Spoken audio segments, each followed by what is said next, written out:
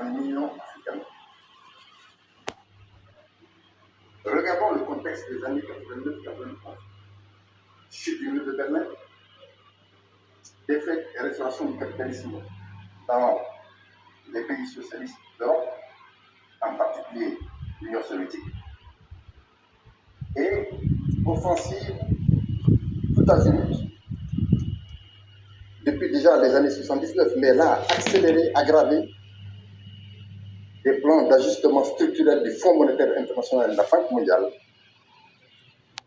à partir du prétexte de la dette dans les pays africains.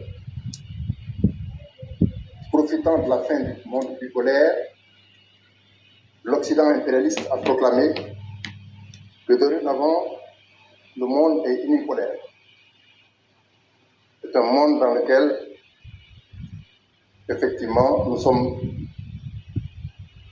définitivement débarrassés, ou ils ont appelé ça la fin de l'histoire, qui serait une éternité, effectivement, du capitalisme et de l'impérialisme.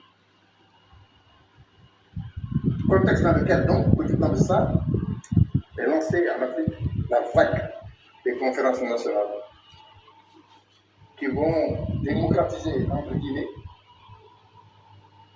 les régimes militaires, les dictatures militaires qui existaient, et parfois les dictatures aussi civiles et militaires qui existaient auparavant, dans pratiquement la majorité des pays, et en particulier dans des pays dits francophones, des anciens pays, effectivement, dominés par le système de gouvernance africain. L'Union africaine naît dans ce contexte-là.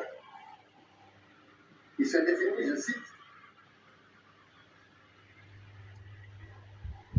comme une Afrique intégrée, prospère et pacifique, dirigée par ses propres citoyens et représente une force dynamique sur la scène internationale.